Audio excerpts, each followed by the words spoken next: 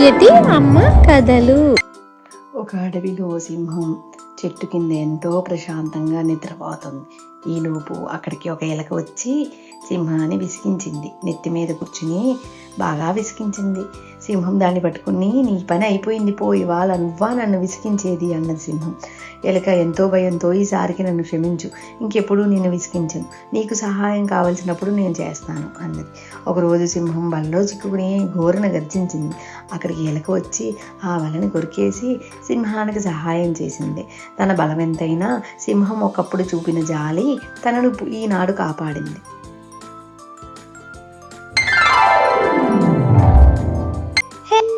ఈరోజు అడవిలో తాబేలుకి కుందేలుకి పరుగు పందెం పోటీ, రండి చూద్దాం. నాకు నీకు పోటీనా? నేనెక్కడా నువ్వెక్కడా? నేను చింగమని జంప్ చేస్తూ గెలుస్తాను. స్టార్ట్ అయింది రేస్. అరే నువ్వెవడు రా మధ్యలో, పోరా పో, మా ఇద్దరికే పోటీ. ఎలాగో తాబేలు చాలా దూరంలో ఉంది, నేను కాసేపు చెట్టు కింద పడుకెళ్తాను. ఈడు పడుకున్నాడు. నెమ్మదిగా నేను నడుచుకుంటూ వెళ్ళి రేస్ని ఫినిష్ చేస్తాను. నేను రేస్ని ఫినిష్ చేశాను. నిదానమే ప్రధానం. నిదానంగా వెళ్ళినా తెలివిగా వెళ్ళి తాబేలు గెలిచింది.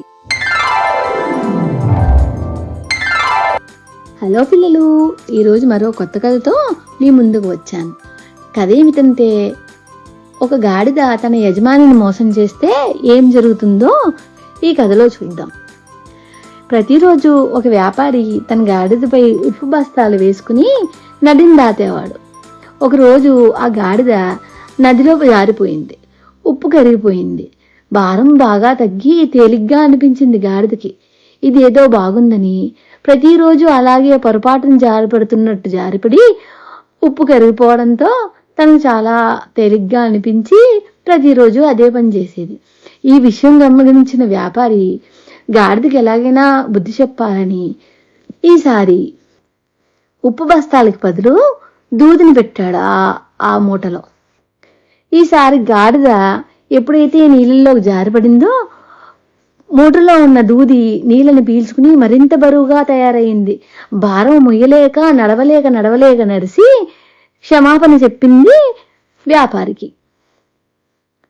సో ఈ కథలో మనం నేర్చుకోవాల్సిన నీతి అంటే, మనం తప్పుతోనో మోసంతోనో ముందుకు పోతుంటే అదే మన మీదకి వెనక్కి తిరిగి వస్తాయి. అర్థమైందా?